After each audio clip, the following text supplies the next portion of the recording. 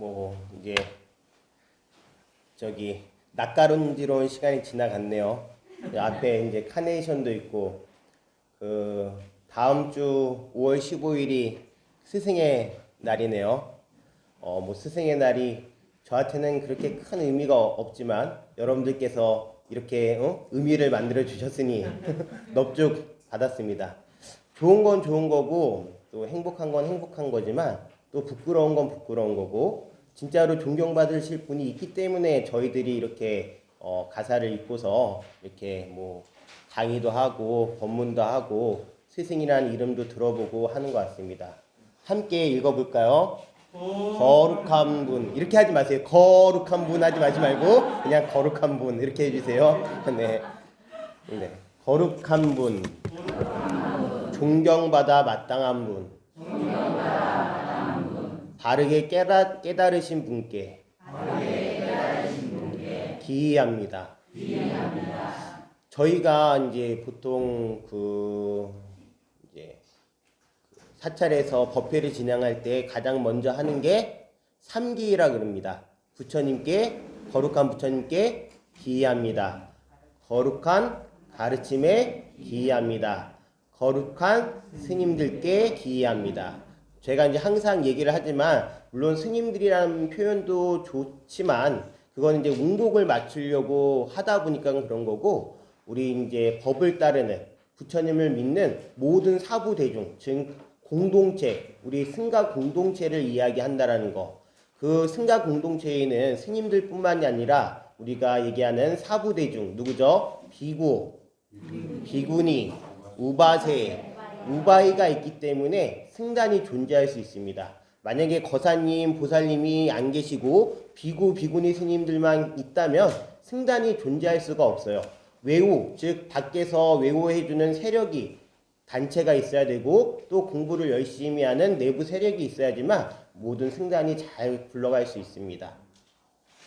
이거는 지금 얘기한 거룩한 분, 존경받아 마땅한 분, 바르게 깨달으신 분께 기이합니다는 저기 상자부, 저기 미얀마, 그다음에 뭐 저쪽 베트남 이쪽으로 가면은 하는 일종의 예경문하고 예경문이라고 얘기할 수 있습니다. 너무 내용이 좋죠? 다시 한번 따라하겠습니다. 거룩한 분, 존경받아 마땅한 분, 바르게 깨달으신 분께 기이합니다. 네. 이제 좀 있으면은 그분께서 오시죠? 네, 부처님 오신 날이 얼마 남지 않았습니다. 이제 오늘 우리가 제6분 무엇이죠? 정신희우분에 들어갈 차례입니다.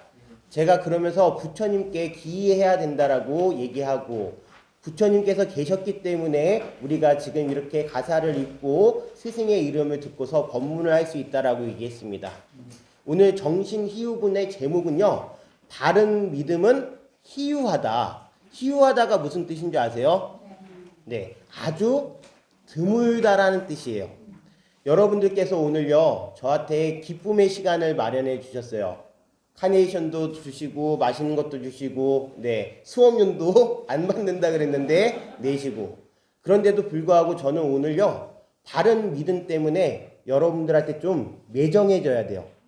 수업 시간 내내 만약에 매정하다면 또는 잔인하다면 그것은 제 마음이 아니라 그것이 사실이기 때문에 그것이 진실이기 때문에 그것을 볼 수 있는 힘만이 있어야 그것을 믿어야지만 진짜로 바른 믿음이기 때문에 그런다라는 것을 여러분들이 스님 진짜 못됐대 라고 얘기하지 마시고 마음 깊이 새기시면 좋겠습니다. 정신이유분 내용을 함께 먼저 한문 부분 읽어보고 그리고 한글 부분 읽어보겠습니다. 시작. 수보리 백불언 세존 파유중생 등문여시 언설장부 생실신부 불고수보리 막작시설 열애멸우 후 500세 유지개수복자 어차장구 능생신시 2차 이실 당기신 불어 1불 2불 3, 4, 5불 이종성근 이어무랴 천만불소 종제성근 문시장구 내지일념 생정신자 수보리 열애 실기실견 시제중생 등여시 무량복덕 하이고 시제중생 무부 아상인상 중생상 수자상 무법상 영무비법상 하이고 시제중생 약심치상 즉이착 아인 중생수자 약치법상 즉착 아인 중생수자 하이고 약치비법상 즉착 아인 중생수자 시고 불응치법 불응치비법 이시이고 열애상설 여등비구 지하설법 여벌유자 법상응사 항화비법. 이제 한글 부분 함께 읽어보겠습니다. 수보리가 부처님께 여쭈었습니다. 세존이시여, 이와 같은 말씀을 듣고 진실한 믿음을 내는 중생들이 있겠습니까? 부처님께서 수보리에게 말씀하셨습니다.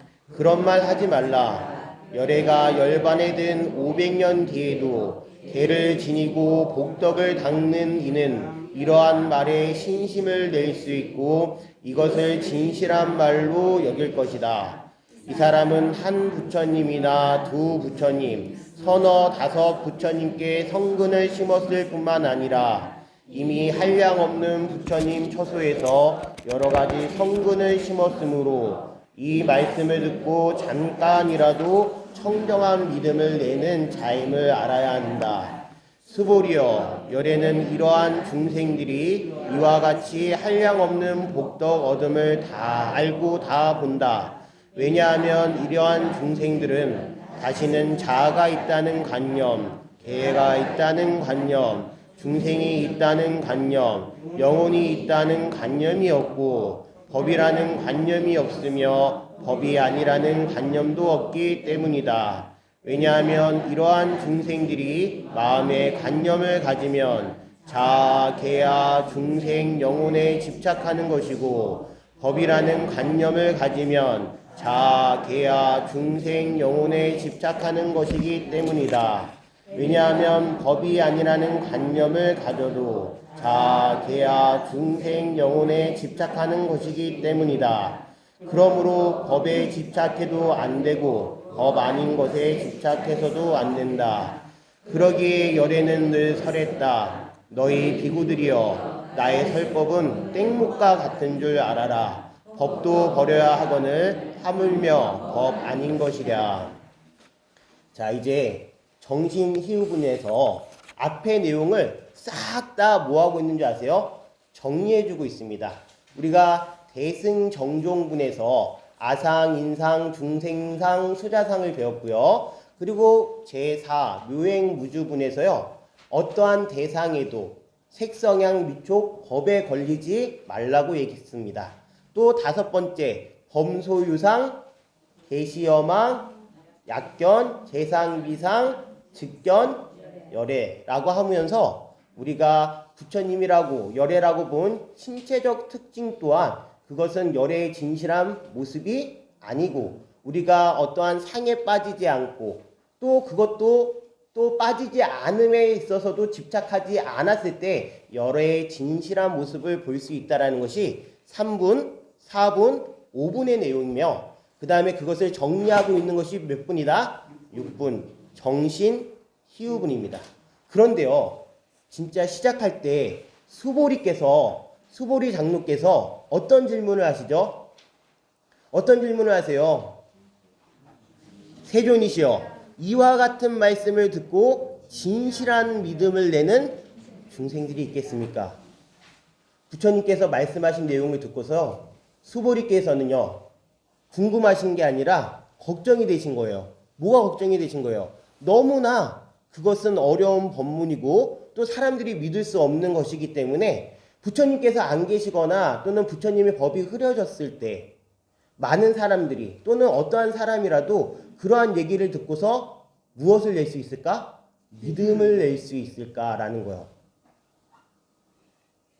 그만큼 믿기 힘든 법이라는 거예요. 무엇이 믿기 힘들까요?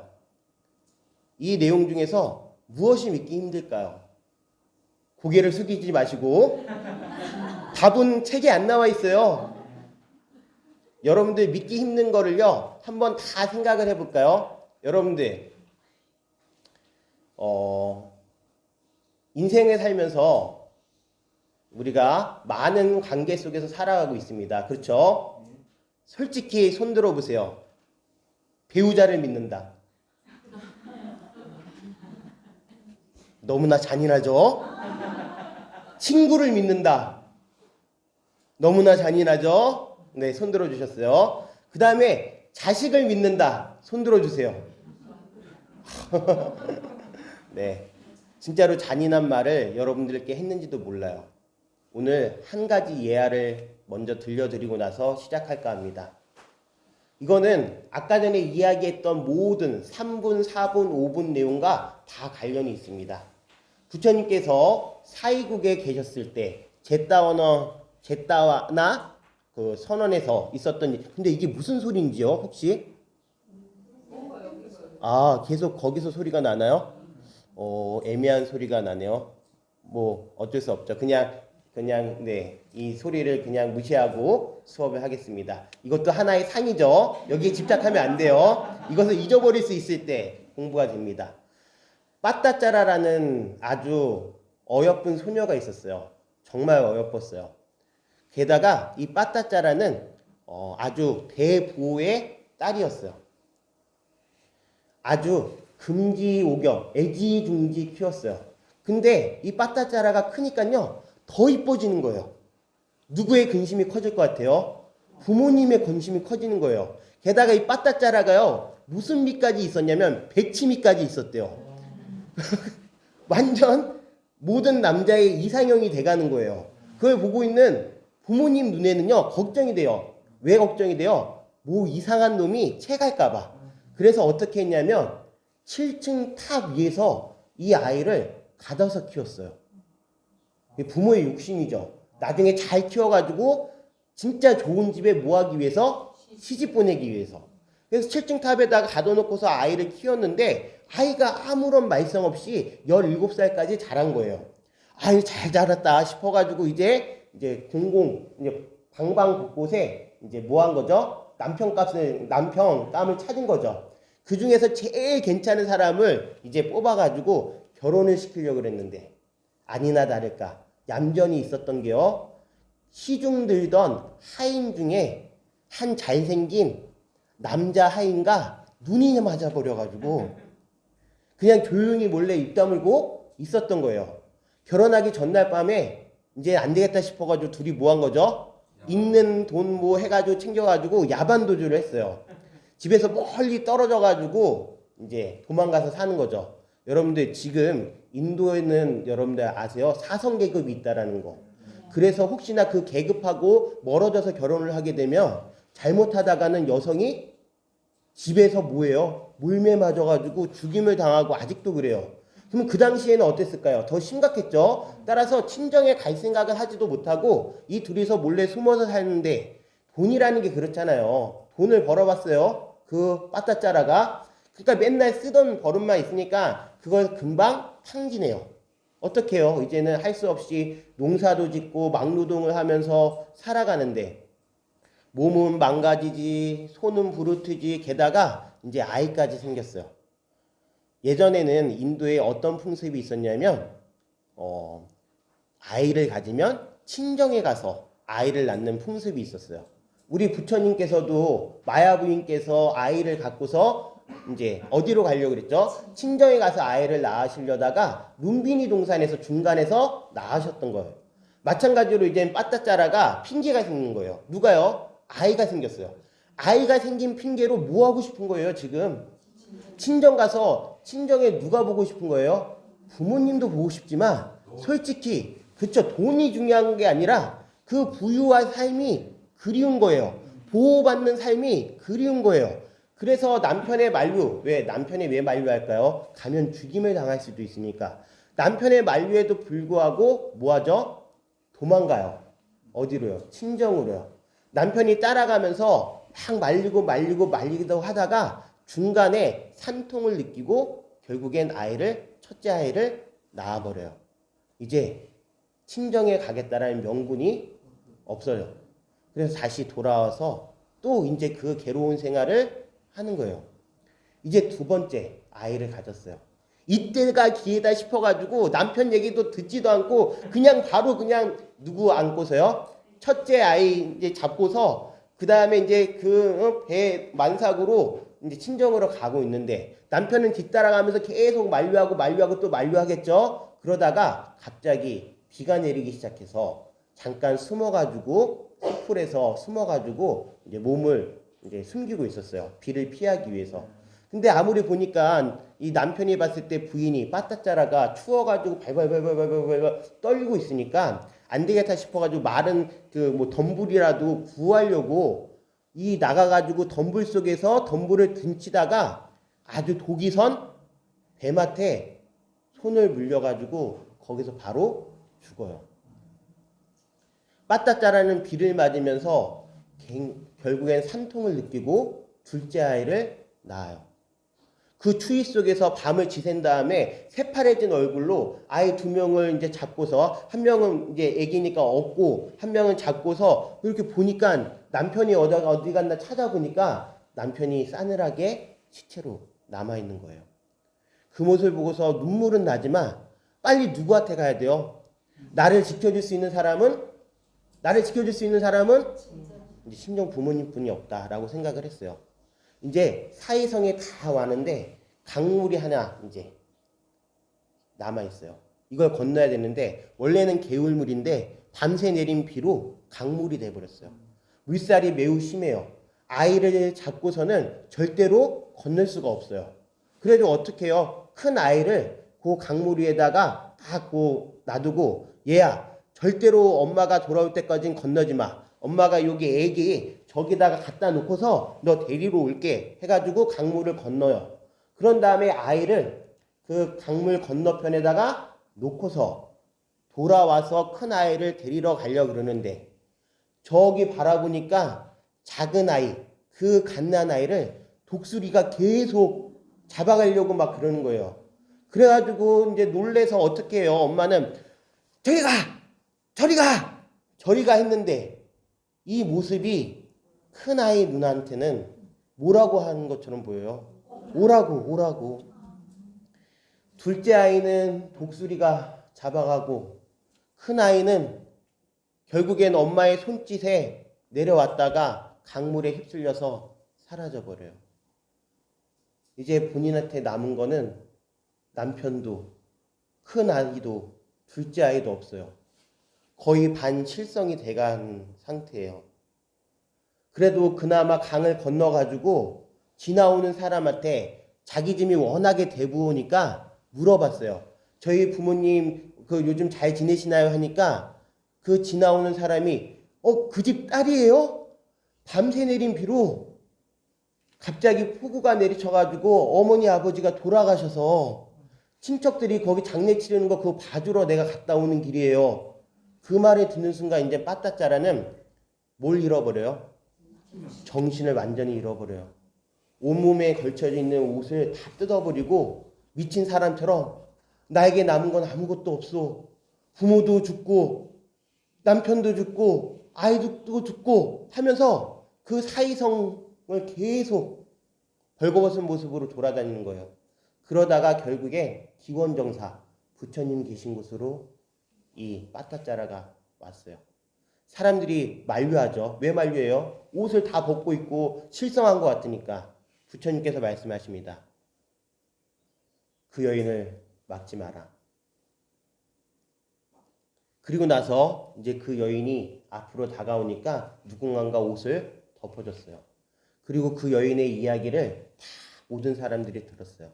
많은 사람들이 울고 그리고 부처님께서 듣고서 말씀하세요. 빠따짜라야, 잘 왔다. 여기는 네가 믿고 의지할 만한 것이다. 그러나 네가 믿었던 부모, 남편, 자식은 믿고 의지할 만한 것이 아니라 이제 공부를 통해서 네 자신이 너의 믿음처가 되고 네 자신이 너의 안식처가 되며 네 자신이 너의 기처가 되게끔 하라라고 말씀하세요. 이 세상에요, 물론 다 의미가 있어요. 부모도, 그리고 배우자도, 그리고 친구도, 그리고 자식도요. 하지만 그 모든 것들은요, 여러분들이 만들어 놓은 희망이며, 여러분들이 만들어 놓은 꿈이며, 여러분들이 만들어 놓은 허상이고, 여러분들이 끝내는 의지할 수 없는 참된 의지처가 아니라는 것을 확실히 믿는 공부를 해야지만 진짜로 정신희우분이에요. 바른 믿음은 희우예요. 이렇게 말씀드리는데도요, 마음속으로 생각해요. 나는 아니겠지. 나는 자식 믿을만해. 나는 내 부모 믿을만해. 나는 내 남편 믿을만해. 라고 물론 믿고 같이 다 믿음으로 살아가는 거예요. 하지만 그 믿음 속에 여러분들의 무엇이 있는지를 잘 보라는 거예요. 여러분들의 집착이 있는지, 여러분들이 허상이 있는지, 여러분들이 거기에다가 너무 큰 것을 바라고 있는 건 아닌지. 진실한 공부는 여러분들 스스로가 여러분들을 지킬 수 있는 공부가 돼야 그게 진실한 공부라는 거예요. 이해하셨나요? 네. 법구경의 한 구절을 읽어드리겠습니다. 법구경 288번 개송 제가 먼저 이야기해 드릴게요. 자식들도 아버지도 친척들도 의지처가 아니다. 죽음에 사로잡힌 자에게 아무도 의지처가 될 수 없다. 또 이어서 이런 얘기가 나옵니다. 이 사실을 아는 지혜로운 사람은 계를 지키고 열반으로 가는 청정한 길을 부지런히 닦아야 한다. 자, 이거는 법구경 289번 개송인데 제가 먼저 읽어드릴게요. 이 사실을 아는, 따라하세요. 이 사실을 아는 지혜로운 사람은 계를 지키고 열반으로 가는 청정한 길을 부지런히 닦아야 한다. 이 내용이 바로 뭐예요? 바로 부처님께서 수보리에게 말씀하신 내용이에요. 믿는 사람이 없을 것 같다라고 생각하니까 부처님께서 말씀하세요. 그런 말 하지 마라. 열애가 열반에 든 500년 뒤에도 뭐한 사람? 계를 지니고 복덕을 닦느니. 여기 복덕을 닦는 이가 바로 열반으로 가는 청정한 길을 닦는 이들 얘기해요. 복덕을 닦는 이는 이러한 말에 무엇을 낼 수 있고 신심을 낼 수 있다라는 거예요.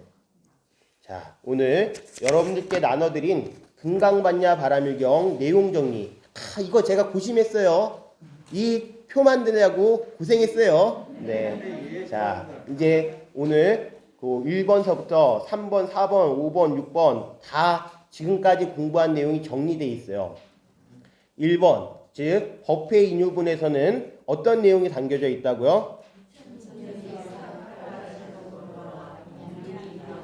네. 내용 자체는 부처님께서 탁발을 하시고 돌아와 공양비에 자정하시다가 가장 큰 내용이에요. 거기에 보면은 법회 인유분이라는 것은 법회가 일어난 이유, 인연이라고 얘기를 했죠. 거기에서 우리가 볼 수 있는 법회가 일어난 인연은 무엇이냐면 부처님께서 어떠한 모습을 보이셨다? 바로 요지를 보면 알 수 있어요. 부처님의 자비로운 모습을 보이셨고 그 자비로운 모습을 항상 수행을 통해서 실천하셨다라는 것을 보셨기 때문에, 누가 보셨기 때문에? 수보리 장로께서 보셨기 때문에 이어서 수보리 장로가 일어나서 그거에 대한 질문을 드리는 거예요. 이분 선영기청분에서 어떠한 내용이 나오죠? 수보리 장로께서 보살의 삶과 수행에 대해 여쭈셨어요. 우리가 어떤 표현으로 얘기를 했냐면 선남자 선여인 발 안욕따라 삼약삼보리 응운아주 우나 항복기심이라고 표현했어요. 만약에 달보리심, 대승의 마음을 낸 사람들, 선남자 선여인들이 어떻게 하면 본인들의 삶을 이 세상 속에서 잘 거하며 살아가며 그런 다음에 마음을 어떻게 다스릴지에 대해서 누가 여쭤봐요? 수보리가 여쭤봐요. 부처님의 모습 속에서 대승보살들이 살아가야 되는 모습을 보셨기 때문에 그런 거죠. 그 모습이 무엇이죠? 부처님의 자비로운 모습을 보고서, 그리고 그 자비를 실천하는 모습을 보고서 질문을 하신 거예요. 그리고 나서 이어서 이제 부처님께서 대답을 하시는데, 그것이 바로 3.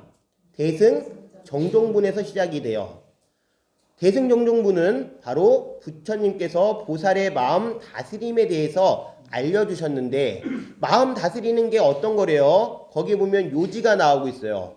일체 중생을 구제하되 무엇을 여의어라? 사상을 여의어라. 사상이 무엇이죠? 아상, 인상, 중생상, 수자상. 아상, 인상, 중생상, 수자상에 너무 큰 의미를 둘 필요는 없어요. 구마라집 스님께서는 어떻게 보면은 상당히 훌륭한 번역가셨던 것 같아요. 그 많은, 아까 전에 우리가 예전에 수업할 때 3분에서 얘기한 싼냐와, 기억나세요? 그 다음에 4분에서 얘기한 니미따와 5분에서 얘기한 락샤나를 다 한 글자로 표현했어요. 무슨 글자? 상이라는 글자. 여러분들, 아상, 아우, 요즘 절에 가면은 꼭 그런 표현 많이 있죠. 스님이 뭐 말 안 듣는 보살한테 보살은 아상이 너무 깊어, 뭐 이렇게 얘기하는 스님들이 있어요. 그래요, 안 그래요? 많으셔요, 옛날에는. 근데 제가 봤을 땐 그렇게 말씀하시는 스님들이 진짜 아상이 아유, 죄송합니다. 네. 그거 왜 그래요? 자기 고집이 안 먹히면은 다 아상이 많다 그러는 거예요. 이건 잘못된 표현이고, 아상, 인상, 중생상, 수자상이라는 것은 그 당시에는 아주 의미가 깊어요. 왜냐하면 그 당시에 이제 고민했던 이제 일종의 철학 사상이에요. 그 철학 사상 중에 아상이라는 것은 무엇이냐면, 다시 한번 얘기하는 거예요. 우주적인 존재인 아뜨만, 그 아뜨만과 우리가 하나라는 생각을 하는 거예요.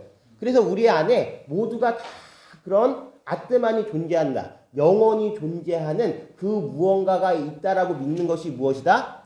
아상이에요. 아상. 여러분들, 영원히 존재하는 그 무언가가 이 세상에 있을 수 있을까요? 이것을 타파하는 공부가 바로 불교의 가장 큰 공부예요. 이 세상에 영원한 것은 아무것도 없음을 알아야 돼요. 나는 영원할 것 같죠? 여러분들 영원하지 않아요. 사랑은 영원할 것 같죠? 영원하지 않아요. 돈은 영원할 것 같죠? 영원하지 않아요. 권력은 영원할 것 같죠? 영원하지 않아요. 그런데 그 모든 사람들이 그것이 다 영원할 것이라고 생각을 하면서 살아가고 있기 때문에 우울한 거예요.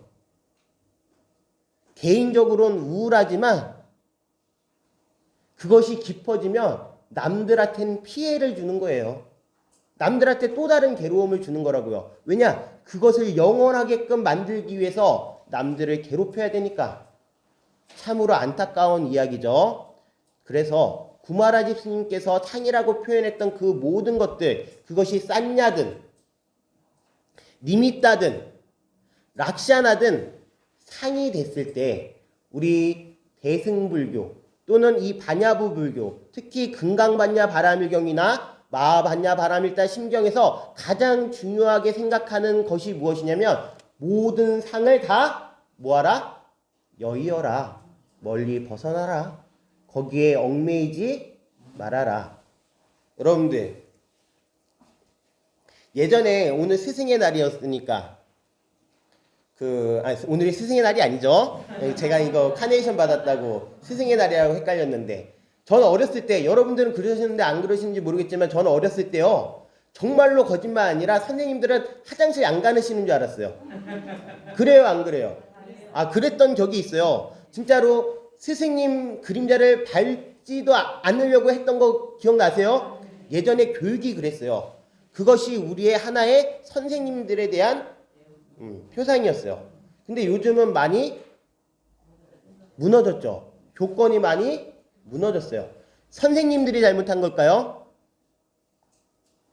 학생들이 잘못한 걸까요? 세상이 잘못한 걸까요? 우리는요, 허상 속에 살아서 그 허상을 잡고 있다가 허상의 모습을 거쳐가지고 그것이 아닌 것 같으니까 이제 뭐 하는 거예요? 무시하고 그것을 아무것도 아닌 것처럼 생각하는 거예요. 자기가 만들어 놓은 허상에 빠져 있다가 그게 아니니까 거기에 또 다시 또 다른 상을 만들어내는 거예요. 그것이 지금의 모습이에요. 너무나 안타까운 거예요. 궁경심이라는 것은 좋은 거지만 허상을 만들어 놓고 그 허상이 사라졌다고 해서 그것을 욕하거나 비난하거나 할 필요는 없어요. 제가 예전에 출가한 지 얼마 안 됐을 때 제가 존경하는 사숙 스님이 계셔요. 그 존경하는 사숙 스님께 투정을 부린 적이 있어요. 스님들 모습을 보니까 출가한 제 얼마 안 된 저의 눈에 봤을 때 스님들 하는 이거는 그 스님들 욕하는 게 아니에요. 절대로 하는 행태가 마음에 안 드는 거예요. 저 스님은 왜 저래? 저 스님은 왜 저래? 저 스님은 왜 저래? 이런 생각이 저한테 드는 거예요. 본인들의 모습을 보이기 시작하는 거예요. 부처님 말씀은 그런 게 아니었는데 부처님 말씀은 안 그랬는데 저 스님은 왜 그럴까라는 생각을 했을 때 그것을 저희 존경하는 사숙 스님께 여쭤봤어요.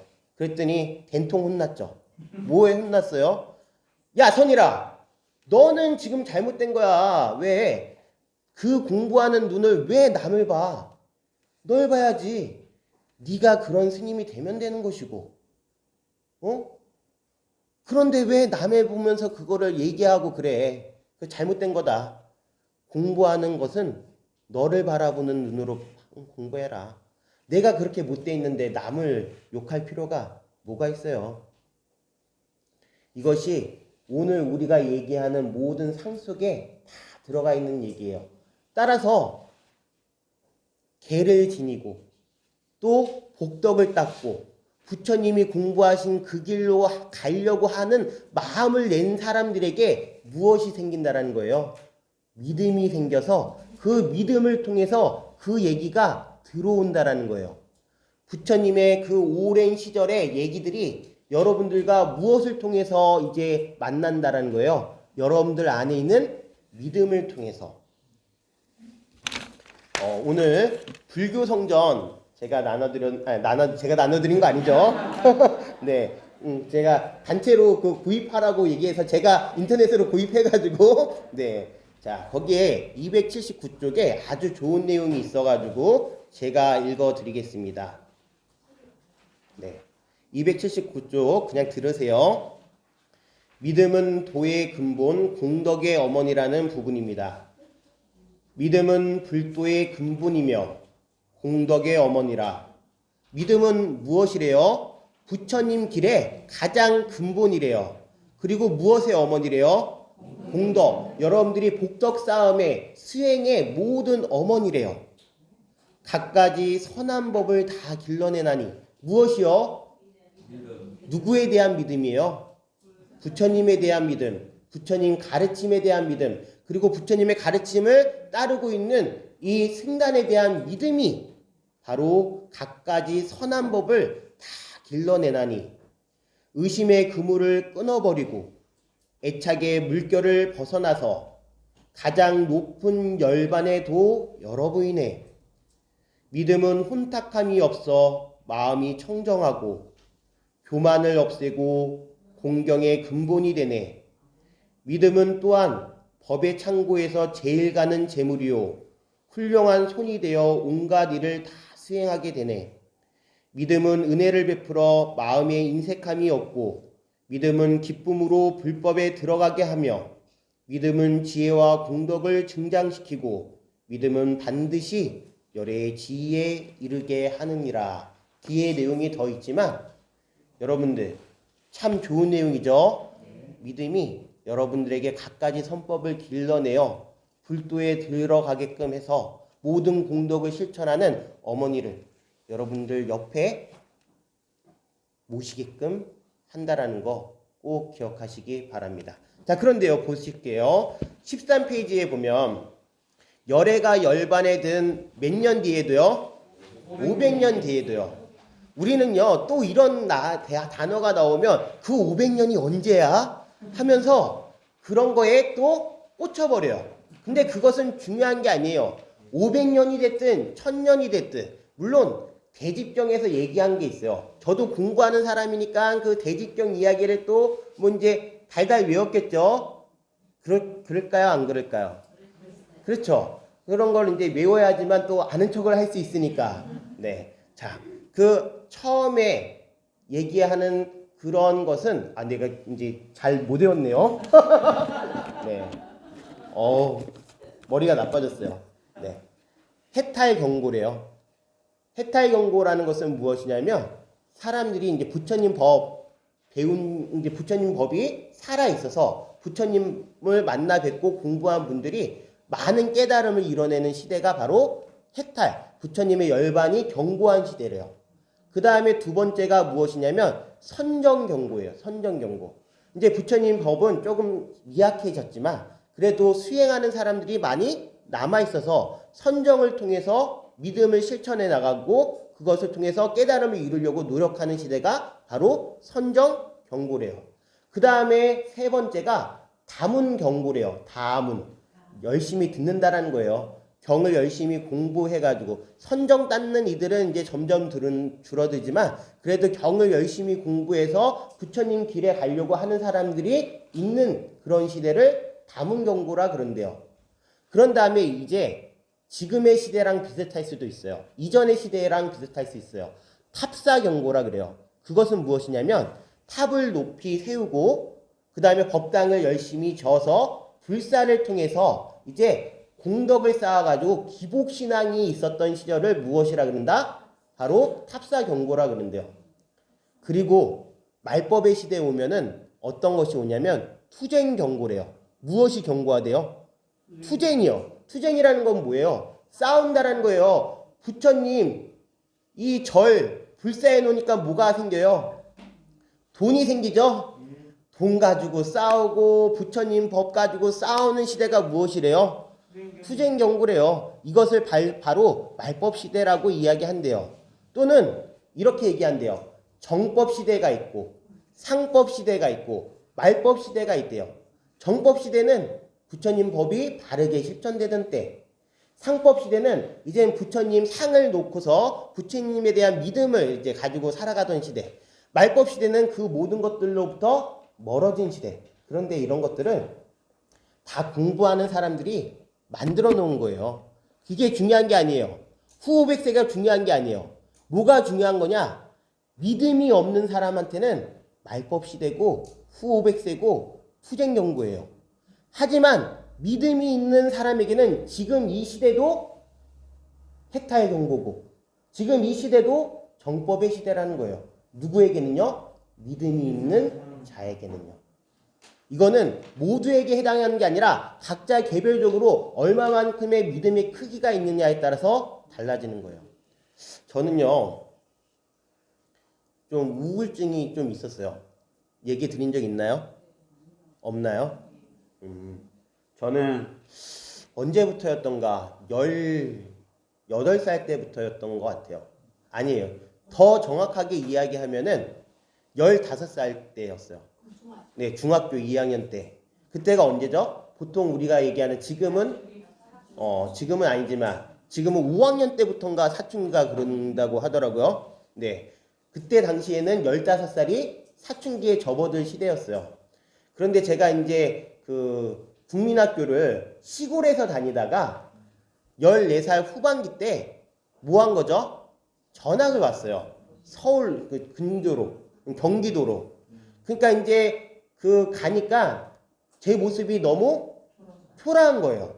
완전히 얼굴도 시커매가지고 생긴 것도 이제 시골 아인데 게다가 그나마 머리 길렀을 때는 불만해줬는데 머리를 이제 거기 가니까 중학교 가니까 이제 여기 시골은 길렀는데 자르더라고요. 그 모습을 봤는데 거짓말 아니라요. 진짜 너무 못생긴 거예요. 거기에 충격을 받아서 그때부터 우울증에 빠져들었어요.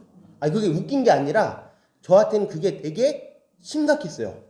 그래서 거울을 보는 게 너무 싫었어요. 그리고 웃음을 짓는 게 너무 싫었어요. 왜냐? 웃으면 또 뻐드렁니예요. 그러니까 그 모습 보는 게 너무 창피한 거예요. 그래서 저는요, 사진 찍는다 그러면 피해 있고, 웃으라 그러면 피해 있고, 그러니까 웃음을 점점 잃어버린 거예요.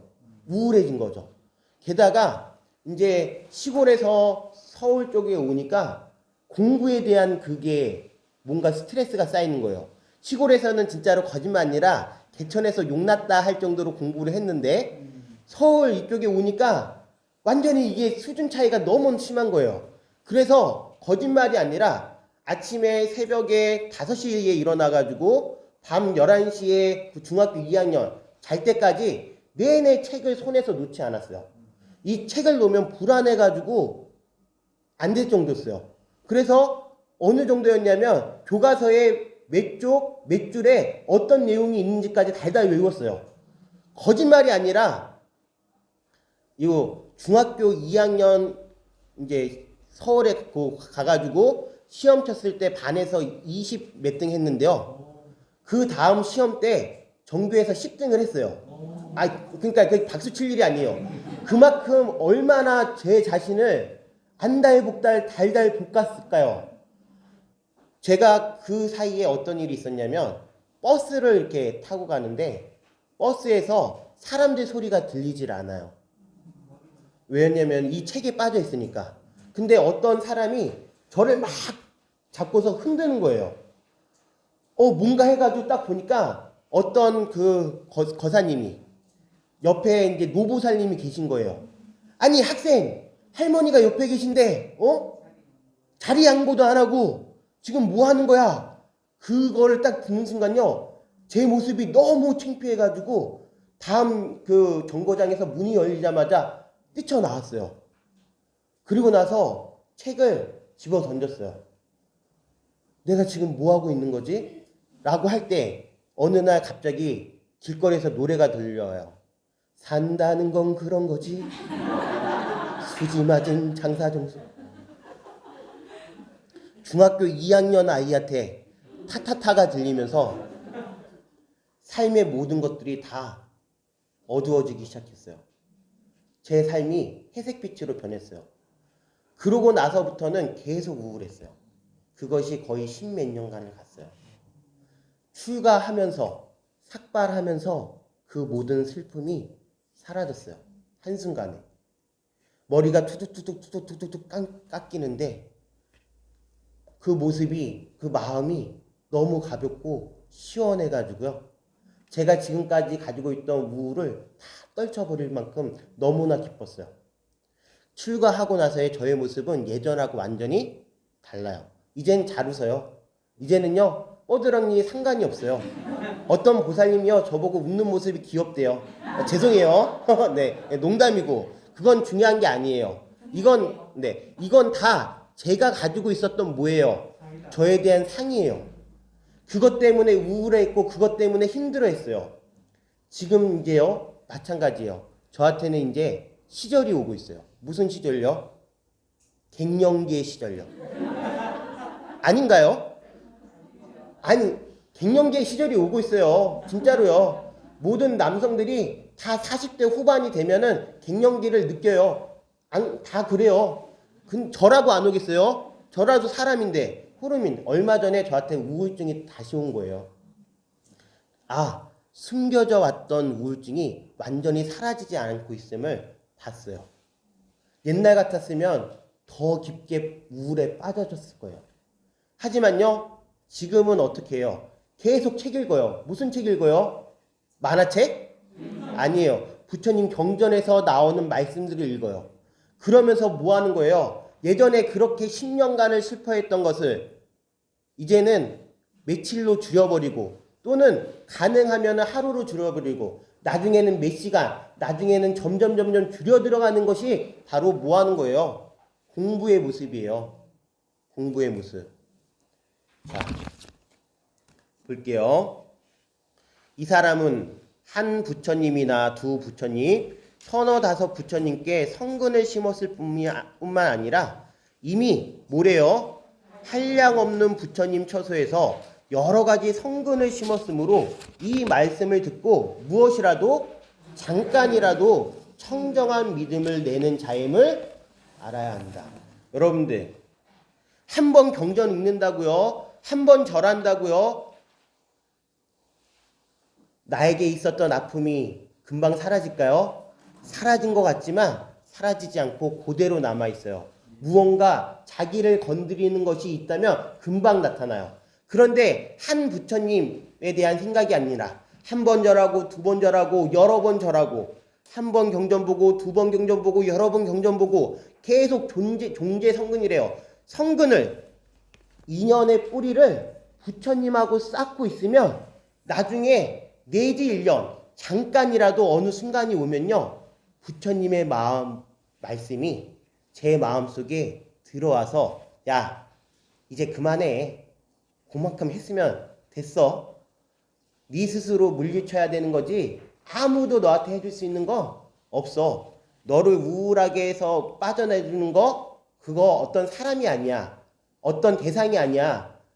어떻게 네가 너를 잘 쓰느냐야 라는 것을 종제성근이에요. 계속 들여다봐야지만 여러분들한테 인연이 쓰여질 수 있는 거예요. 그거는 한두 번 가지고 되는 것이 아니에요.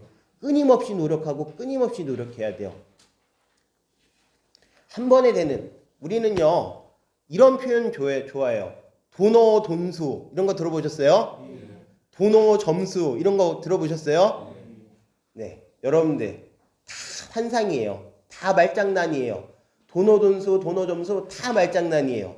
이 세상에요 깨달음이라는 거요, 물론요 한순간에 찾아와요. 깨달음은요, 그쵸? 그걸 뭐 도노라고도 표현할 수 있어요. 하지만요, 한번 크게 깨달으면 모든 것들이 다 닦일 것 같지만 또 그러면서 싸워요. 만약에 안 닦였다면 그건 크게 깨달은 게 아니다. 이거 다 말장난이에요. 왜냐? 마음이라는 게요, 여러분들 수학 문제보다 쉬울까요? 어려울까요? 어려워요. 여러분들 천재들 있어요. 천재들.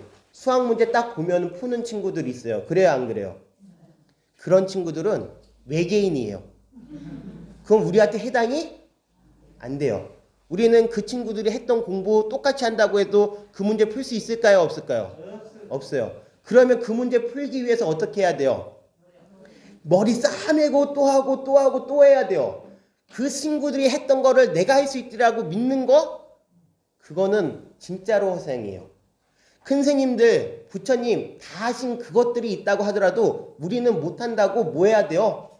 인정을 해야 돼요. 이걸 또 인정한다 그래서 그것을 뭐 범부상이다 이렇게 얘기할 때 그것도 말장난이에요. 진실하게 내가 뭐 하겠다라는 거예요. 지금 나의 문제를 풀기 위해서 열심히 공부하고 수행하겠다라는 것을 얘기하는 거잖아요. 네, 이론적으로 갈 필요가 없어요.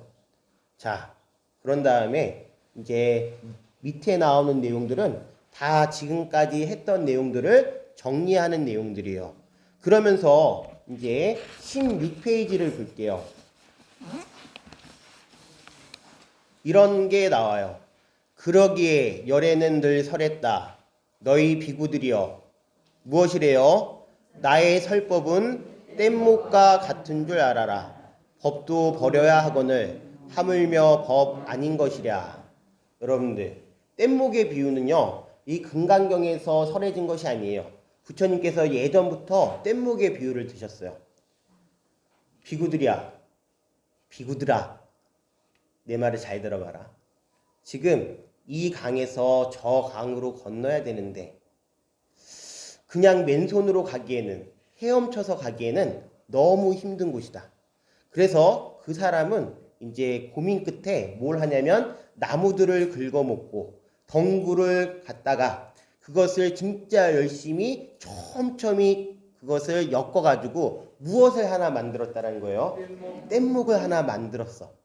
이 뗏목을 가지고 그 사람이 뗏목 속에서 손으로 헤엄을 치고 해서 열심히 그 강을 건너서 저기 원하던 목적지에 도착했을 때 이 사람이 뗏목에 대해서 취해야 되는 올바른 방법이 무엇인지 너네들 생각해봐라. 지금까지 열심히 그것을 얽어가지고 조립을 해서 뗏목을 만들어서 나한테 이 강을 건너게 해줬으니까 너무 소중하고 의미 깊고 대단하니까 이것을 짊어지고 머리에 이고서 돌아다니는 것이 옳은 것이냐? 아니면은 이것은 여기까지 올 때까지의 수단이고 지금 너무 고맙지만 여기에다가 묶어놓고서 자유롭게 이 곳에서 거니는 것이 더 올바른 자세이냐라고 여쭤봤을 때 전자예요, 후자예요? 후자예요. 그렇죠? 부처님께서는 말씀하세요. 당신이 지금 여러분들에게 어디를 가게끔 하신 거예요? 열반, 즉 해탈. 여러분들이 지금까지 괴로워하고 얽어매고서 여러분들을 힘들게 했던 쇠사슬이 있다면 그것을 풀어버리고 마음의 자유를 그리고 행복을 평안을 누릴 수 있도록 부처님께서 방법을 제시한 것이 부처님의 무엇이다? 무엇이다? 가르침이에요. 그것을 무엇에 비유하셨어요? 뗏목에 비유하셨어요. 그런데 그것을 짊어지고 이고 가고 하는 것은 올바른 자세가 아니라는 거예요. 그런데 여러분들 꼭 기억하세요. 어떤 사람들은요 이렇게 얘기해요. 부처님 법은 땡목과 같아. 그것을 꼭 들을 필요는 없어. 네가 하고 싶은 대로. 이것은 절대로 안 되는 거예요. 부처님께서 만들어주신 그 법 그대로 뗏목을 잘 만들어서 그것대로 해야 뭐 할 수 있어요? 열반의 땅에 이를 수 있어요.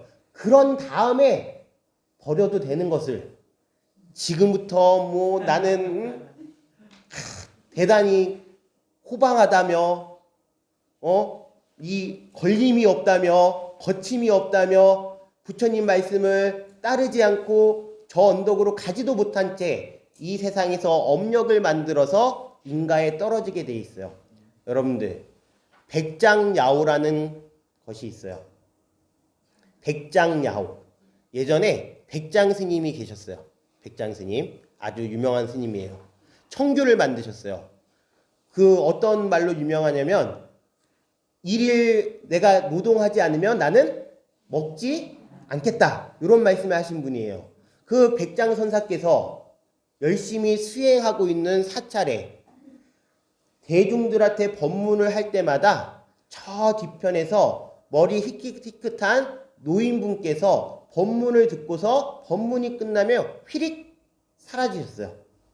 계속 같은 행동을 하시다가 어느 날 모든 대중들이 태거 물러났음에도 불구하고 그분이 자리를 지키고 있는 거예요. 그리고 백장 선생님께 백장 선사께 여쭤봐요. 선사님, 저는 사람이 아닙니다. 저는 여우입니다. 저는 500생 동안 잘못한 일이 있어가지고 여우로 살고 있는데 무엇을 잘못했냐면 예전 가섭 부처님 시대에 당신도 이 사찰의 주지였어요. 그런데 어떤 한 학인이 공부하는 분이 와가지고 당신한테 질문을 했대요. 큰 스님, 큰 스님들은 인가에 대해서 어떠십니까? 인가가 뭐예요? 원인가? 결과예요. 원인가 결과. 인가에 대해서 어떠십니까? 라고 여쭤봤을 때 그 여우가 되신 그 잘못을 저지른 이 노인분께서 뭐라고 말씀하셨느냐? 인과 불락이라. 인가에 떨어지지 않는다라고 말씀하셨대요. 그 잘못으로 500생 동안 무엇이 된 거예요? 여우가 된 거예요. 큰 스님도 깨달으신 분도 인가에 불락 떨어지지 않는 것은 아니에요. 그래서 이 노인분께서 여우가 백장선사께 여쭤봐요. 스님이시라면 어떻게 대답하시겠습니까? 그때 백장선사께서 말씀하세요. 인과 불매입니다. 인과, 원인과 결과의 불매, 어둡지 않습니다. 인가를 바라보고서 그 인가 안에서 부처님 법대로 행동하기 때문에 즉 눈이 어둡지 않기 때문에 항상 그 원인과 결과를 생각하면서 뭐 한다라는 거예요? 인연을 짓는다라는 거예요. 눈 밝은 선지식들은 불락이 아니라 무엇이라는 거예요? 불매라는 거예요. 어둡지 않다라는 거예요.